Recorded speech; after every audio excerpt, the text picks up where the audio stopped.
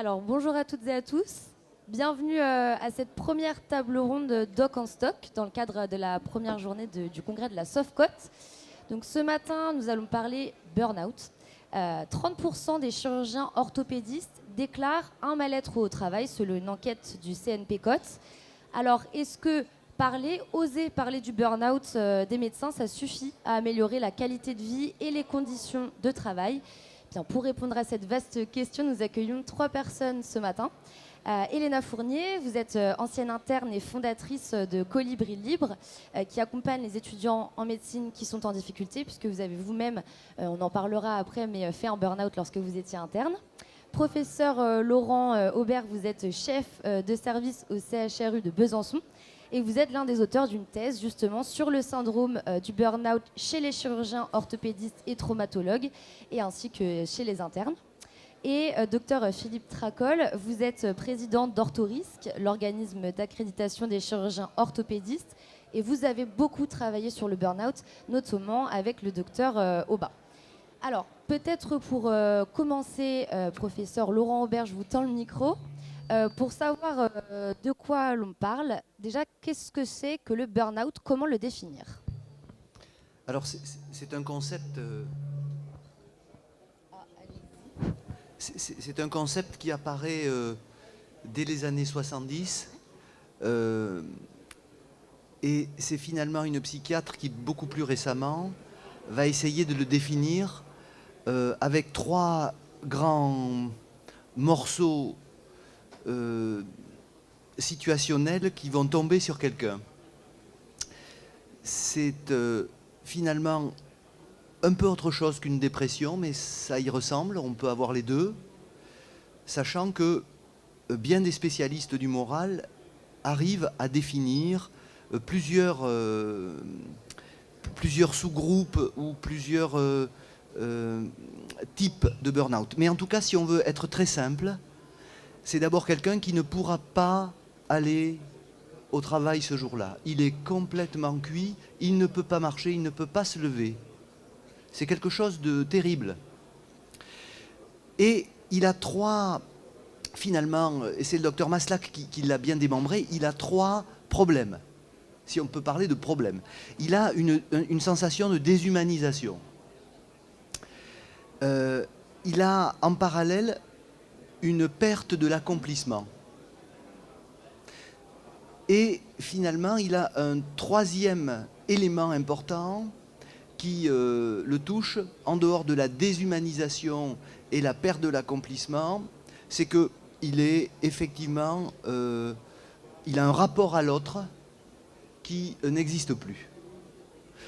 Et ces 3 paramètres vont rentrer dans la construction d'un score qui est connu maintenant et qui permet d'évaluer si on rentre un peu, beaucoup, passionnément dans le burn-out. C'est ce qu'on appelle le MBI, le score de Maslach, de cette psychiatre, qui va nous permettre de dire, voilà, vous êtes un petit peu, ou beaucoup, ou en tout cas vous avez des signes, puisque c'est un auto-questionnaire avec une 60aine de questions. Et donc de façon assez simple, chacun et chacune d'entre nous peut répondre et regarder si ce qui ne va pas, c'est vraiment parce qu'il y a quelque chose qui ne va pas. Donc voilà un peu, très schématiquement, sans être forcément un spécialiste du burn-out, c'est une vague qui nous détruit, qui nous met au sol, avec 3 choses. Je ne m'accomplis plus, je suis déshumanisé, c'est-à-dire que je n'ai plus de rapport à l'autre, et je ne m'accomplis plus. Il faut bien reconnaître une chose, c'est qu'il y a bien longtemps, des équipes de psychologues ont défini le bien-être. Le bien-être, c'est 3 choses. C'est la maîtrise, je maîtrise quelque chose. C'est l'autonomie, je suis dans un espace avec des règles qui me vont, mais j'ai une autonomie. Et puis, je travaille pour quelque chose de plus grand que moi. Dans le burn-out, on va arriver avec des destructions de 2 paramètres. Et celui qui va être commun à nos métiers, c'est d'un seul coup, la finalité n'existe plus ou n'est plus très claire. Je n'ai pas l'impression de travailler pour quelque chose de plus grand que moi. Oui, cette perte de sens, vous avez sans doute, vous, dû la rencontrer. Est-ce que vous pouvez nous raconter justement, Elena, ce qui vous est arrivé? Là, on a eu cette définition. Maintenant, est-ce qu'on pourrait avoir un petit peu votre témoignage? Vous avez souffert d'un burn-out. Racontez-nous un petit peu comment ça s'est passé. Oui, tout à fait. En fait, moi, mes études de médecine se sont très bien passées de la PACES jusqu'au début de l'internat à peu près. J'ai eu des difficultés pendant la 6e année, la préparation du concours, mais ça restait supportable. Et en fait, au démarrage de l'internat, effectivement, je perds complètement le sens de ce que je fais. Je me sens plus animée par ce que je fais au quotidien et j'ai le sentiment effectivement de pas comprendre pourquoi je suis là, ce que je fais dans mes journées. J'ai pas l'impression de prendre soin des patients et je me sens plus du tout à ma place dans cet environnement. Et je pense que j'avais probablement de la fatigue qui s'était accumulée sur les années précédentes que j'avais pas pris en compte. Et en fait, cette fatigue qui s'associe avec une perte de sens au quotidien a fait que j'arrivais plus à aller en stage. En fait, j'ai continué pendant un long moment quand même, mais en fait, au bout d'un moment, c'est devenu vraiment. Je supportais plus de me lever le matin. C'était très compliqué à gérer parce que forcément, on se pose toujours la question des conséquences pour l'éco interne, pour le service, etc. Et c'est ce qui m'a mis en difficulté à cette période-là. Et c'est ce qui m'a donné envie justement de créer quelque chose pour en parler et que ça devienne quelque chose de naturel, de discuter de ces sujets-là pour trouver des solutions pour les internes et pour les médecins et que ce ne soit pas une cata justement quand ça survient. Est-ce qu'aujourd'hui, vous arriveriez à dire qu'est-ce qui a pu vous mener à faire ce burn-out? Est-ce que vous avez quelques causes peut-être? Je pense que les causes sont multiples. De mon côté, il y avait aussi le fait que je pense que j'avais plus envie d'être médecin. Depuis, je pense, 1 an ou 2, je me questionnais à propos de l'envie de poursuivre ce métier. Et après, ça s'est associé avec tout un tas d'autres choses qui peuvent concerner effectivement beaucoup d'internes, qui est le rythme de travail et je pense l'organisation et la gestion de l'internat qui est parfois compliquée et qui est pas, il n'y a pas forcément de place, je trouve, aujourd'hui pour discuter de la santé mentale. C'est en train de s'améliorer effectivement dans plein d'endroits et c'est super. Et d'ailleurs, c'est très chouette de parler de ça dans un congrès de médecine, donc je trouve ça très cool. Donc voilà, je pense que c'est un mélange de plein de facteurs associés au fait qu'on peut-être on n'en parlait pas assez. Et je pense que ça peut vraiment améliorer les choses, de commencer en tout cas à en discuter.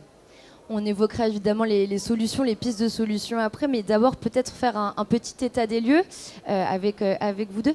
Vous, justement, Orthorisque, pardon, vous avez mené 2 enquêtes en 2018 et en 2022 sur l'épuisement professionnel. Est-ce qu'entre ces 2 études, la situation s'est améliorée? Non seulement ça ne s'est pas amélioré, mais ça s'est même aggravé. C'est-à-dire, parce qu'entre les deux, il s'est passé quelque chose qui est le Covid. Et ça a été un élément très, très, très compliqué pour tous. Hein, voilà. Effectivement, les 2 enquêtes, c'était le test de massage. Et les gens répondaient à l'enquête avec des questions personnelles et on a sorti des scores. Et c'est là qu'on s'est rendu compte que 30% des orthopédistes avaient un score de massage très, très, très dégradé. Et je suis assez d'accord avec ce que vous avez dit tous les deux. Ce qui est important, c'est d'en parler. Et des gens n'en parlent pas. Quand on échangeait avec Fabien Aubat, qui devait être là et que je remplace au pied levé, les orthopédistes, on est un peu des surhommes. Enfin, on se croit être des surhommes, les chirurgiens. Et Fabien Aubat dit, ce sont les plus costauds, les plus solides, qui craquent le plus vite, le plus brutalement et le plus fort. Les pompiers, les policiers, les militaires, les gens qu'on croit invincibles. Et c'est la brutalité du burn-out dans nos spécialités. Et souvent, malheureusement, c'est pas que le fait de ne pas se lever le matin, c'est aussi de se jeter par la fenêtre. C'est aussi une autre façon de faire un burn-out. Hein.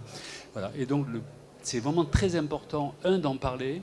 Et quand on a fait cette enquête, on a vu des retours, je ne sais pas si France est là, mais on a vu des retours de personnes qui nous ont dit « mais j'ai fait cette enquête, je l'ai refaite avec ma femme, et on s'est rendu compte qu'on n'allait pas bien ».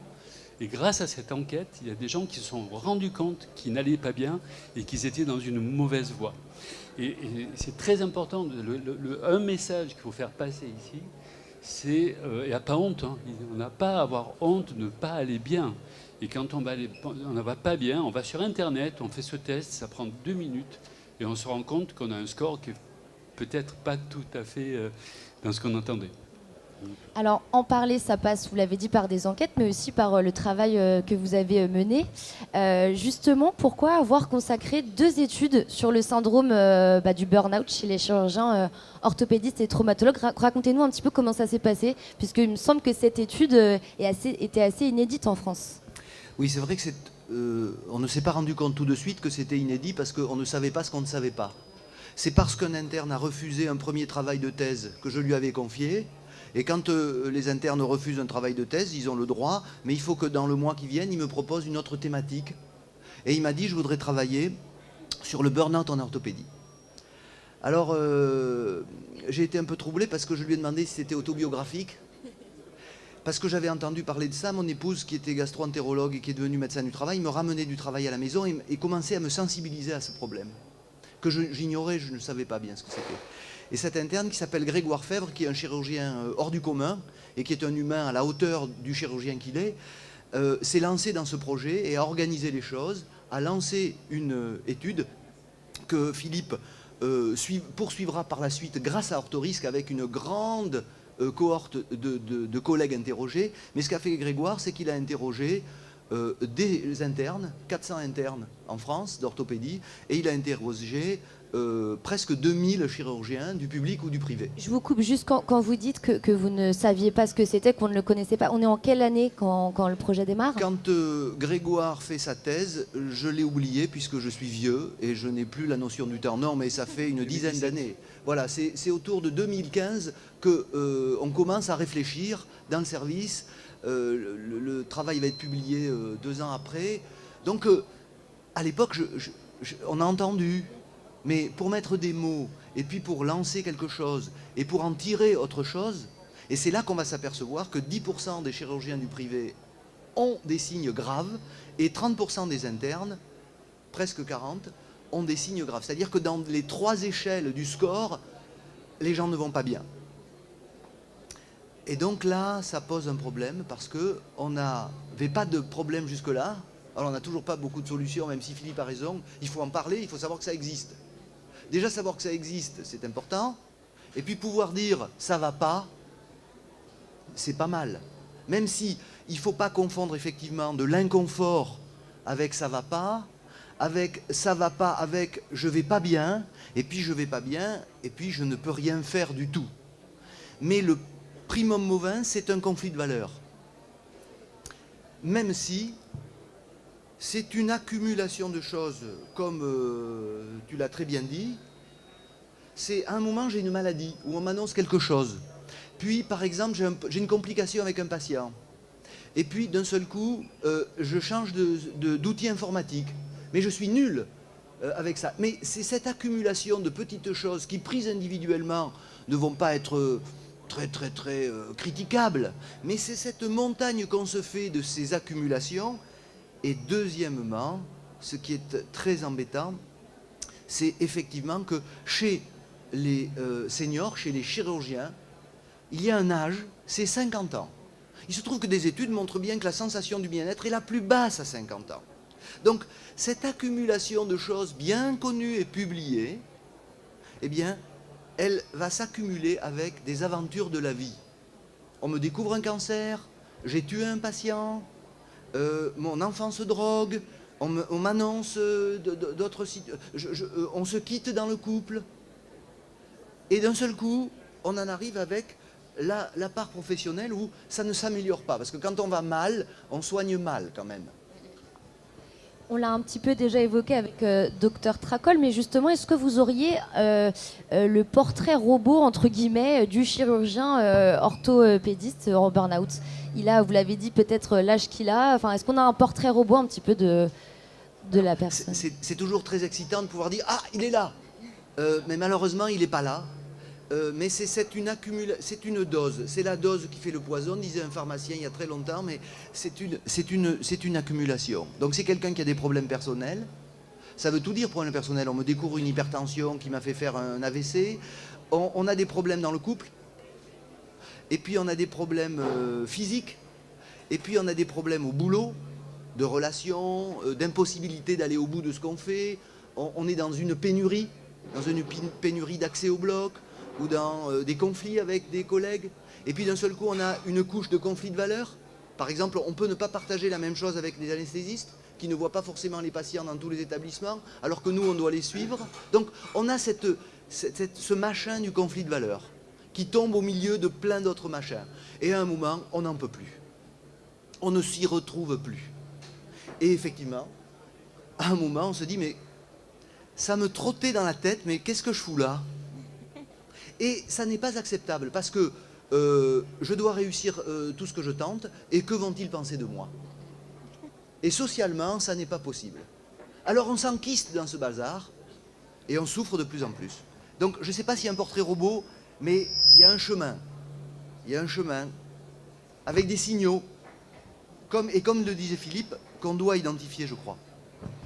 On le disait, vous l'avez vu, en tout cas, vous l'avez montré dans votre étude, ça touche aussi beaucoup les jeunes. J'aimerais qu'on parle un petit peu de ce que Elena, vous avez mis en place. Ça s'appelle Colibri Libre. Et l'idée, c'est d'accompagner des étudiants en médecine qui, comme vous, peuvent être en situation de mal-être ou de burn-out, mais qui vont peut-être pas arrêter la médecine comme vous l'avez fait.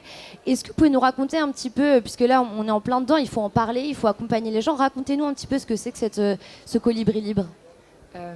En fait, moi, l'idée m'est venue au moment où j'étais en plein burn-out, justement, où j'avais complètement perdu le sens de ce que je faisais à l'hôpital et où je me suis retrouvée, du coup, de interne à temps plein, je suis chez moi toute la journée, je fais rien et je m'ennuie et j'ai je pense, un profond mal-être, justement, du fait de me sentir plus utile. Et j'ai eu envie de partager ce que je vivais. Je me suis dit, je pense que je ne suis pas la seule à traverser ça. Et j'ai commencé par créer un groupe Facebook un peu comme ça, en me disant, je pense que ça peut être intéressant de partager autour de ces questions-là. Et donc je crée ce groupe en mars 2023, il me semble. Et en fait, ça prend super vite. Il y a énormément d'étudiants qui rejoignent le groupe. Et dans les questions pour entrer dans le groupe, j'avais mis une question où j'avais mis « Comment ça va ?» Et en fait, je pense que c'était une grosse erreur. Parce que la lecture des réponses à cette question m'ont fait très peur. Et je me suis dit, en fait, effectivement, il n'y a pas que moi qui suis concernée. Et au-delà de ça, on est vraiment beaucoup à être dans des situations qui peuvent être très graves. Parce que les réponses allaient parfois jusqu'à des personnes qui avouaient des idées suicidaires sur un groupe Facebook à une personne qu'ils ne connaissent même pas. Donc je me suis dit, en fait, c'est dramatique de voir qu'ils peuvent m'en parler parce qu'il n'y a tellement pas d'autres solutions qu'ils vont partager ça dans cet espace-là.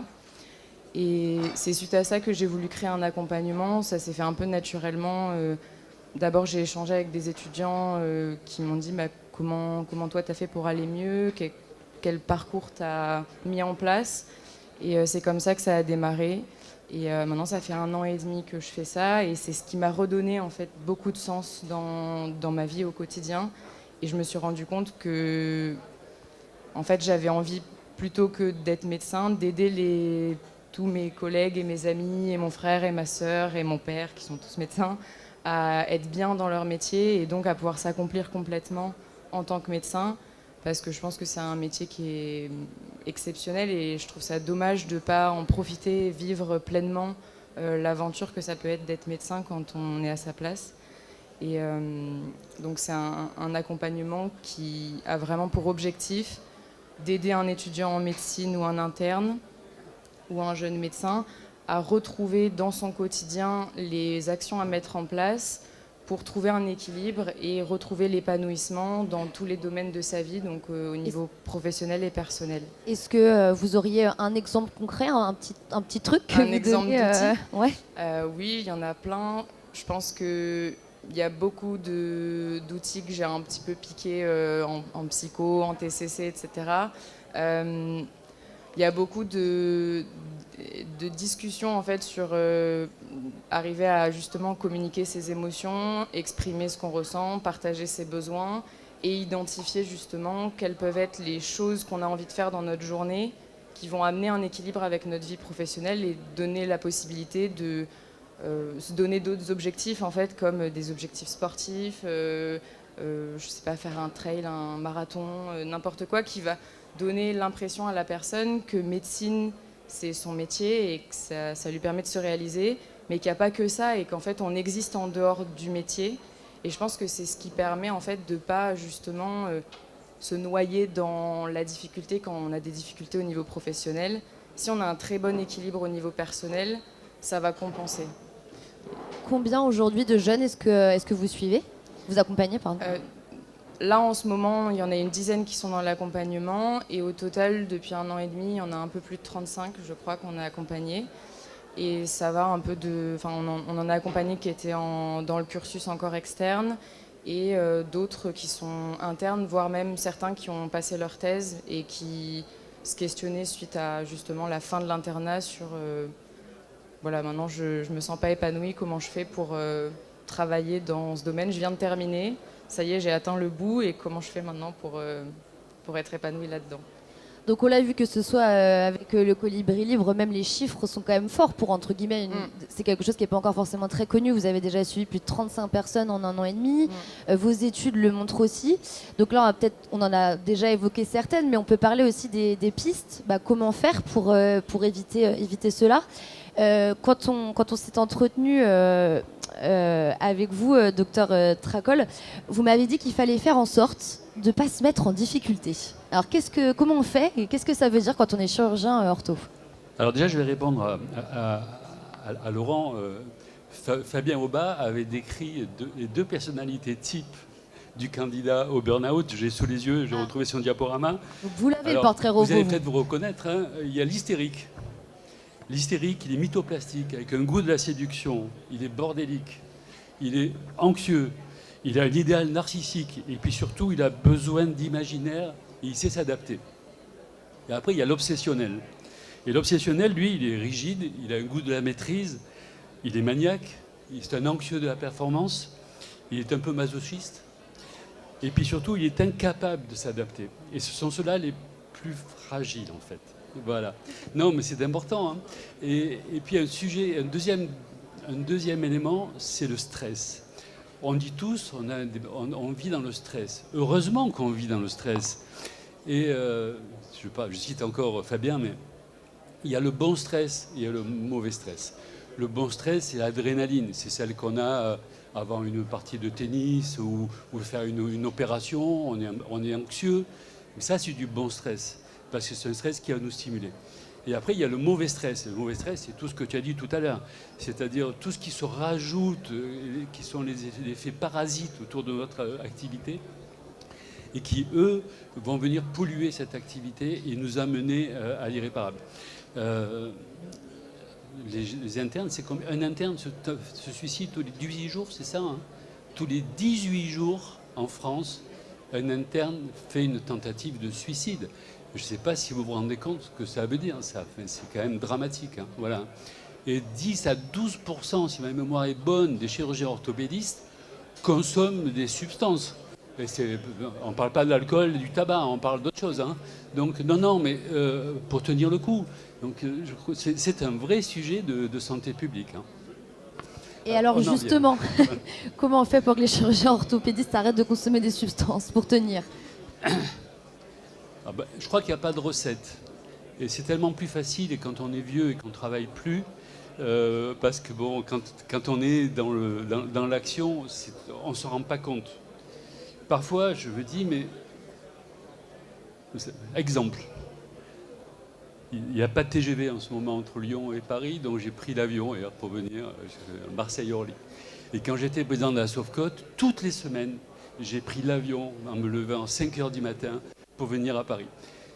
Et j'ai dit à ma femme, mais comment j'ai pu faire ça pendant 3 ans, tout en travaillant sans craquer? Voilà. Mais parce que justement, j'avais cette activité à la Sauvecote qui me sortait de mon quotidien chirurgical. Et je crois que s'il y a un conseil à donner à quelqu'un, c'est qu'il n'y a pas que la chirurgie dans la vie. Hein. Franchement, il n'y a pas que la chirurgie dans la vie. Et moi, j'ai posé mon bistouri, voilà. J'ai retrouvé le sommeil instantanément. 70% des chirurgiens dorment mal, donc là, ici, voilà. Et je vous promets que le soir même, j'ai retrouvé le sommeil. Non, mais voilà, c'est tellement important ça. Et donc, il faut avoir autre chose dans sa vie. Voilà. Le profil type, c'est l'obsessionnel dont je vous parlais tout à l'heure. On s'installe, on a des patients, on gagne bien sa vie, heureusement. Et puis l'année d'après, on paye des impôts, on paye des charges sociales, donc on travaille encore plus pour payer les charges sociales de l'année d'avant. Et c'est une espèce de spirale infernale qui amène les gens à travailler, travailler, travailler. Je dis toujours, ils ont la tête dans le guidon et ils ne relèvent jamais la tête. Et ils ne voient pas le mur arriver devant eux. Et le mur arrive d'un coup. Et le mur, c'est quoi? C'est sa compagne ou son compagnon qui s'en va parce qu'il en a ras-le-bol. C'est la lettre de l'huissier de trop qui te fait péter un plomb. Le directeur de la clinique d'hôpital qui te dit on va te sucrer un créneau opératoire parce que si. Voilà. Il y a toujours un élément déclencheur qui fait que j'en peux plus parce que c'est un sentiment d'injustice. Avec tout ce que je fais, pourquoi moi? C'est le côté narcissique du chirurgien qui ne supporte pas cette sensation d'injustice. Et donc le conseil, en parler, ça c'est super important. Fabien Oba dit toujours, il ne faut pas en parler à la maison. Votre femme ou notre mari, notre compagne, elle n'est pas là pour nous entendre raconter nos histoires de la journée.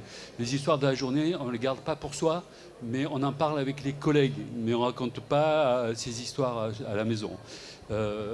Fabien Oba a une très belle diapositive de l'épicier. On ferme le rideau et quand on rentre à la maison, on pense à autre chose.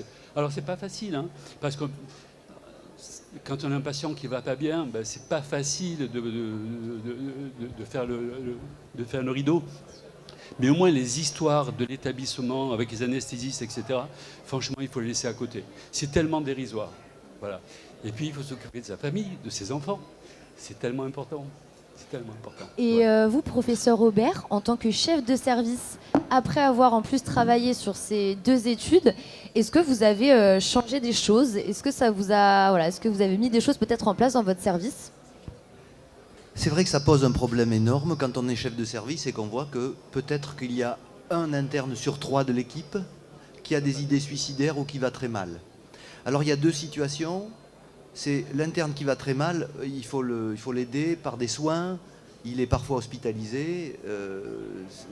Après, il y a l'interne qui, comme tu en parlais très bien, se pose des questions.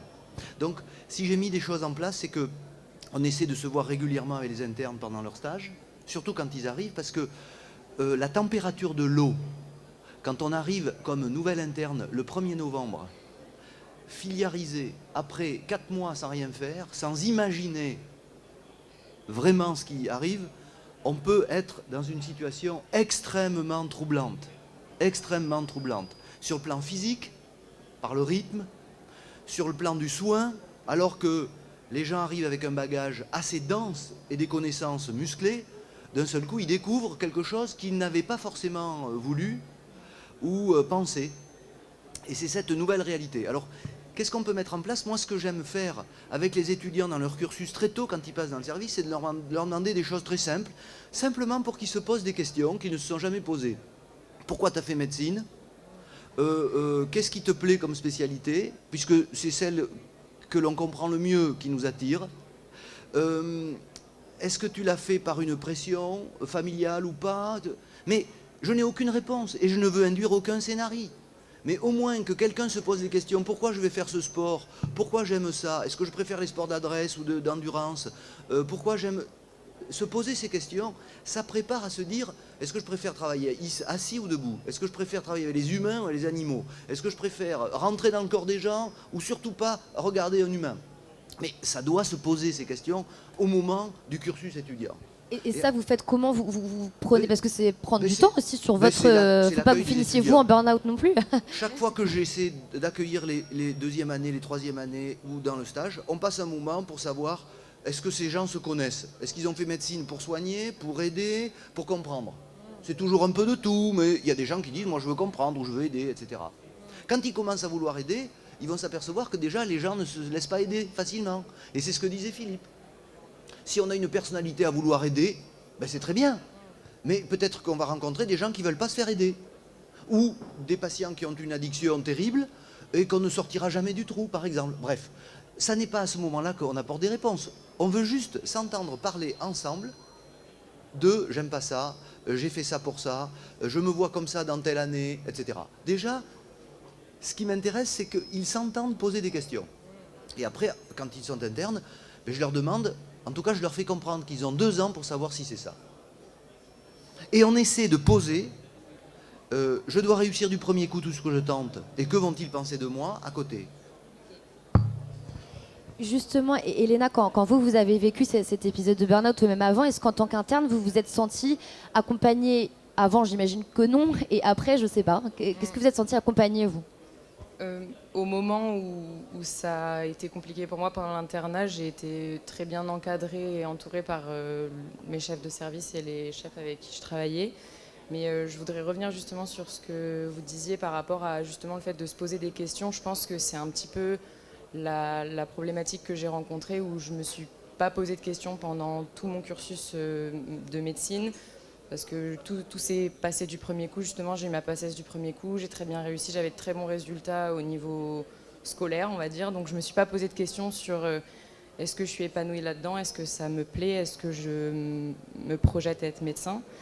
Et donc j'ai un peu avancé sans réfléchir, et je pense que le fait de se poser des questions, même au début du cursus, ça pourrait être très intéressant. Déjà pendant l'internat, c'est super de pouvoir y réfléchir, mais je trouve que ça devrait être même intégré à notre cursus très tôt, pour pouvoir justement déjà avoir des raisons d'avancer, parce que quand on sait pourquoi on fait ça, forcément ça a beaucoup plus de sens. Et puis au-delà de ça, pour se rendre compte qu'en fait c'est normal de se poser des questions. Et quand moi j'ai été reçue par mes chefs de service au moment où j'ai dit en fait je veux arrêter l'internat, je veux arrêter médecine, j'ai pas envie de continuer, je pense que la quasi-totalité de mes chefs m'ont dit mais tu sais, moi aussi en fait je me suis posé des questions et j'ai pas osé en parler. Et en fait je pense que ça devrait être normal de discuter de ça, parce que sur un cursus aussi long dans lequel il y a beaucoup de difficultés, c'est hyper important de comprendre que c'est normal de se questionner, que ça ne veut pas dire qu'on ne va pas arriver au bout, que ça ne veut pas dire qu'on n'est pas fait pour ça, mais que c'est super sain en fait de se questionner et de se demander pour quelles raisons on est là, pourquoi on a envie de continuer. Et je trouve ça vraiment important. Si vous étiez posé ces questions, est-ce que vous pensez qu'aujourd'hui vous seriez médecin? Je sais pas, c'est super difficile de répondre à cette question, parce que je pense qu'au moment où je démarre médecine, je suis certaine de vouloir faire ça jusqu'à la fin de ma 6e année. Et c'est très difficile, je pense, de faire la distinction entre les symptômes du burn-out, justement, de la perte de sens et le manque d'épanouissement, et toutes les autres réflexions qu'il y a eu derrière de mon côté par rapport à justement le fait d'avoir fait ça, peut-être parce que mon père était médecin. Mon frère et ma sœur ont aussi fait médecine. On est trois à avoir fait médecine. Je me dis, il y avait peut-être un petit pattern chez nous. Donc justement, je pense que c'est super dur de savoir si ça aurait été différent, si j'avais été accompagnée différemment, ou si les études avaient été différentes. Je pense que pour plein d'étudiants, ça peut faire une vraie différence. Moi, je sais pas. C'est dur, parce que je sais pas comment ça aurait pu être avec l'accompagnement nécessaire. Par contre, je pense que c'est essentiel, et c'est justement un peu le projet que moi j'ai sur le long terme, de vraiment créer un espace de parole autour de ça dès la première, deuxième année de médecine, et que ça fasse partie intégrante du cursus en fait, de se questionner et de justement avoir des discussions autour de notre santé mentale, et d'avoir peut-être, je sais pas, des points à des moments réguliers pour échanger sur notre parcours et notre santé mentale et physique. Je veux dire, c'est qu'on traverse tous des périodes difficiles dans notre métier. Heureusement, des périodes de doute, de difficultés. Et on arrive quand même à les surmonter. Tout ce qui ne nous détruit pas nous rend plus forts. Voilà. Et la difficulté, ou le doute, c'est pas le burn-out. C'est pas la même chose quand même. Hein. Voilà, il faut pas dire. Je me suis disputé avec mon anesthésiste, je vais me suicider. Non, on n'en est pas là quand même. Hein. Voilà. C'est important, les difficultés. Heureusement qu'il y en a dans la vie. Hein. C'est le bon stress, c'est la bonne adrénaline dont on parlait tout à l'heure. Et là, on a parlé Enfin, vous voulez peut-être réagir, non? Non, mais je suis complètement d'accord, et je pense que les études de médecine, on est exposé à plein de stress qui est tout à fait utile, même pour se développer en tant que médecin. Et je pense que c'est justement faire la distinction entre le stress qui va nous rendre plus forts et le moment où ça devient vraiment pathologique et où on n'est plus capable de gérer ce stress. C'est difficile de les... Complètement. C'est ça qui est assez compliqué, justement. Là, on a parlé des étudiants, des internes, des jeunes médecins. Maintenant, voilà, est-ce que vous pourriez nous dire comment est-ce qu'on reconnaît un collègue, peut-être plus âgé? Est-ce qu'on peut avoir des clés aussi pour savoir si on a un collègue, un confrère qui souffre de burn-out? Est-ce qu'il y a des petites choses qui doivent nous attirer l'attention? Ben, c'est quelqu'un qui change. C'est quelqu'un qui casse un téléphone. Il y a une violence dans ses rapports ou dans ses actes. Il souffre. Il souffre et il ne se donne pas le droit de pouvoir le dire parce qu'il ne sait pas pourquoi. Mais il a raté quelque chose. Il est à la croisée des chemins par cette succession de problèmes. Des problèmes médicaux, des problèmes... il s'absente pour de vraies raisons. Il est malade, mais comment on reconnaît? C'est quelqu'un qui change. Et puis, le problème, c'est que socialement, le groupe va dire « Ouais, mais tu connais bien Titi. Eh oui. Tu connais bien Titi, il est un peu comme ça. Ouais, c'est Titi. » Mais il ne faut pas confondre ce que sont les gens et ce qu'ils font. Une tendance, en fait, à relativiser parce que, vous l'avez dit, ce sont souvent des grosses personnalités qui peuvent craquer, c'est ça? D'abord, c'est le déni. C'est le déni. Jamais un chirurgien ne va dire je vais pas bien. Voilà, donc jamais. Ça ne peut être que les autres. Ça ne peut être que les autres. Et c'est l'équipe. Et c'est l'équipe qui doit avoir le courage d'aller dire à quelqu'un. Alors c'est peut-être plus dur quand c'est le patron, hein, quand c'est le chef de service. Hein, non, vous n'allez pas bien. Hein. Je sais pas, voilà, mais jamais, ou parfois c'est l'épouse, hein, ou à la maison, on me dit ça va pas, il faut que tu changes de comportement, etc. Mais je vois qu'il y a Philippe Paris qui est là, et souvent on en discute aussi, des gens qui changent de comportement, qui deviennent violents au bloc. On a tous été parfois un petit peu coléreux au bloc, ça fait partie aussi de notre métier. Mais en vieillissant, on devient de moins en moins. Et quand en vieillissant, on devient comme ça, c'est peut-être que c'est des mauvais signes. Hein, voilà. Mais encore une fois, c'est l'entourage. C'est l'entourage qui va faire la différence. Sinon, ça sera trop tard.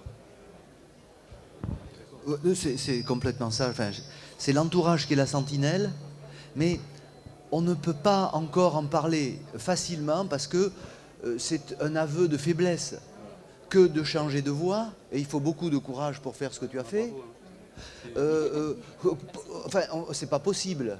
C'est pas possible pour le groupe, pour la tribu, et c'est pas possible pour l'individu. Donc tout le monde continue à alimenter la bête. On fait comme si. Et puis jusqu'au moment où il n'est pas là, ou elle n'est pas là. Et puis on apprend que ça ne va pas du tout. Et alors comment ça change ça? Peut-être, bon, déjà parce qu'on est en train de faire là, peut-être en parler devant d'autres personnes, mais comment est-ce qu'on pourrait concrètement changer ça? Dans une structure publique, dans un établissement hospitalier public, moi quand je vois que les gens vont pas bien, parce qu'ils viennent me voir et qu'ils me disent ça va pas, ça arrive, hein. J'ai eu un interne le dernier semestre qui m'a dit j'ai l'impression que j'ai envie de voir autre chose. Il m'a juste dit ça. Je me suis dit tu peux aller voir autre chose, on va imaginer quelque chose. Mais en fait c'était plus profond. Et c'est les autres internes qui m'ont dit monsieur quand même, il va pas bien. Hein. Alors je l'ai revu, je lui ai dit mais c'est vrai? Il m'a dit ouais. Donc là j'appelle la médecine du travail et la médecine du travail voit pour qu'il y ait un espace de discussion qui ne soit pas celui d'un lien hiérarchique. Parce que moi je ne peux pas être le consolateur, la nounou, celui qui apprend à opérer, celui qui fait des études, celui qui aide les chirurgiens, celui qui rentre à la maison avec un sac plein de tout ça et qui ne peut pas effectivement, pour le bien de sa famille, verser son sac au milieu de la table le soir parce que l'autre en face a la même chose. Donc la médecine du travail, la première chose en système public, c'est la médecine du travail. Il n'y en a pas en privé. Le problème, c'est qu'il n'y en a pas en privé, la médecine du travail. Ça, c'est la première des choses. C'est pour ça qu'on fait une campagne à Orthorisque en incitant les gens à avoir un médecin traitant, qui ne soit pas eux ou leur femme. Ça, c'est tellement important. Et puis, toi, tu es sensibilisé à ça. C'est-à-dire que tu as compris. Mais il y a quand même beaucoup de nos collègues, de tes collègues, qui ne sont pas du tout formés à ça. Quand on avait fait déjà un déjeuner-débat sur le burn-out en 2020, un certain nombre de chefs de service disaient mais nous, on peut être de très bons chirurgiens, de très bons universitaires, mais on n'est pas forcément de bons managers, on n'est pas forcément de bons meneurs d'hommes. Et savoir dépister dans son équipe quelqu'un qui ne va pas bien, mais c'est tout un métier d'écoute, de regard, de choses comme ça. Et dans le privé, on n'a pas tout ça. Et dans le privé, la seule vertu, c'est l'équipe. Et il n'y a rien de pire que le chirurgien solitaire. Enfin, ça n'existe quasiment plus aujourd'hui. Mais ça, c'est le pire. Moi, j'ai travaillé en équipe toute ma vie. On était 7. On essayait de se voir au moins une fois par mois au resto, tous ensemble, pour parler d'autre chose que de chirurgie, etc. Et il faut que ça soit dans l'équipe, en disant, écoute, tu ne vas pas bien, fais quelque chose. Ouais, mais je suis pas fou, je vais pas aller voir un psychiatre. On ne dit pas d'aller. Non, mais voilà. Je vais pas bien, je suis fou, je vais voir un psychiatre. C'est ça le raccourci dans la tête d'un chirurgien qui est dans le déni. Et alors justement, est-ce que vous pensez que tout ça, ça va changer? Est-ce qu'il y a une nouvelle génération peut-être qui est plus à l'écoute d'elle-même et des autres? Alors, moi, j'avais échangé quand j'étais président du CNP avec Jimmy Pêcheur. Je sais pas, il n'est pas là, mais voilà. Et je me rappelle, il m'avait dit, mais c'est pas parce que je vais faire de la planche à voile un après-midi dans la semaine que je suis un glandeur. J'en ai besoin. Et quand j'ai échangé avec mes collègues chefs de service, ils disaient, mais oui, mais tu comprends, si on laisse partir les internes une demi-journée par semaine, qui va faire tourner le service? Et donc il y a une espèce de système d'auto-broyage, si j'ose dire, qui fait qu'on n'arrive pas à améliorer la qualité de vie au quotidien. On a un métier difficile. Hein. Moi, je vais toujours dire, est-ce que qualité de vie au travail et chirurgie orthopédiste, c'est compatible? Je ne sais pas. Je ne sais pas répondre à ça. Voilà. C'est tellement facile, à 67 ans, quand on a fini sa carrière, de dire il faut faire comme ça. C'est tellement facile après. Moi non plus, je n'ai pas vu me grandir mes enfants comme les autres. Hein. Comme les autres. Hein. Voilà. Mais c'est après qu'on se rend compte qu'on est passé à côté de choses importantes. Un mot pour dire que ce que l'on peut faire, c'est essayer de mettre de la cohérence. Quand on fait faire des choses complètement stupides aux gens, et qu'on ne peut pas l'expliquer, et que ça ne sert ni aux patients, ni aux chirurgiens, tout le monde s'aperçoit, surtout les plus jeunes, qu'il y a un problème. Quand il y a un problème, c'est qu'il y a un problème. Donc, nous, tout ce qu'on peut faire, moi, en tant que chef de service, en tout cas, qui aime travailler en groupe, parce que comme l'a dit Philippe, c'est ce qui nous sauve, ben, c'est d'amener de la cohérence. Ça ne veut pas dire que tout ce que je fais est cohérent, mais au moins, on peut transmettre ces valeurs-là qui vont nous faire basculer. Parce qu'aujourd'hui, on ne supporte plus l'incohérence qui est partout. Et ce qui manque dans la cohérence, c'est bien la gouvernance. C'est-à-dire que dans les structures publiques comme privées, des fois, on a un machin qui tombe et ça ne rime à rien. Et c'est ça qui nous manque, c'est de la cohérence. Oui, je suis tout à fait d'accord. Et je voulais rebondir sur le fait de justement changer peut-être cette vision-là. Vous parliez de celui qui allait faire de la planche à voile. Et moi, je me bats en discutant avec mes amis pour dire qu'en fait, c'est normal d'avoir une vie à côté, de demander peut-être une fois par semaine de finir un peu plus tôt pour aller faire du sport, des choses qui paraissent un peu aberrantes quand on est interne et on n'ose pas trop demander ce genre de choses. Et je pense que c'est ce qui nous a mis en difficulté tous. En fait, moi, je n'ai pas osé demander justement à aller faire du sport, à avoir une demi-journée de libre pour faire quelque chose d'autre, parce qu'on a l'impression même...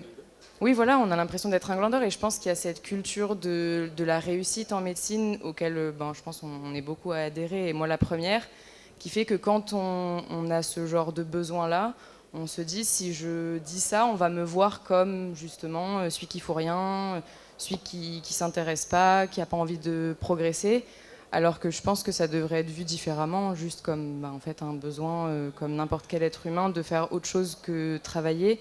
Et je pense qu'en plus, ça peut être un vrai moyen de devenir bon, en fait, parce que quand on va bien, il n'y a pas mieux, en fait, pour être un bon médecin qu'être en bonne santé physique et mentale. Et donc, voilà, ça me faisait sourire, parce que je sais que mon frère, qui est cardiologue, fait beaucoup de kitesurf. Et en fait, je pense que c'est hyper important d'avoir un équilibre à travers ça, justement, de trouver d'autres activités. Et peut-être de donner l'opportunité aux internes de demander ce genre de choses. Et justement, vous demandiez comment est-ce qu'on pourrait faire évoluer ça. Je pense qu'en formant un petit peu peut-être les personnes, pas au management, parce que c'est un autre métier, effectivement. On ne peut pas faire, peut-être pas faire ça. Il y a un message qui est passé. Hein. On y travaille, j'ai entendu, trop bien. Donc voilà, former un petit peu les personnes qui encadrent les internes pour qu'ils soient capables justement de faire ce rôle-là de manager qui est un métier à part entière. Donc, C'est quand même une révolution culturelle, parce que toi, comme moi, comme les plus anciens ici, on a été formaté à travailler jour et nuit, on ne se posait pas de questions, on ne comptait pas nos heures, etc. Et quand on a vu arriver les repos compensateurs pour les internes, on a dit mais qu'est-ce qu'ils veulent encore ces jeunes, etc. Et chaque fois les anciens disent ouais mais avant les jeunes ils travaillaient plus, ces jeunes ils veulent plus travailler, etc. Mais moi je pense que les jeunes ils ont raison. Je suis désolé, mais ils ont raison. Et quand je dis à quelqu'un, mais pourquoi tu ne prends pas une journée pour aller te reposer? Ouais, mais tu comprends, il faut que je travaille. Je dis, mais si tu barres une journée opératoire, tu crois que tu seras moins riche à la fin de l'année? Non, mais il faut sortir de ce schéma, il faut que je travaille, quoi. Il n'y a pas que ça dans la vie, hein, franchement. Eh bien, merci beaucoup à vous trois pour votre participation. Et voilà, on espère que grâce à vous, les choses avanceront petit à petit. Merci beaucoup. Merci.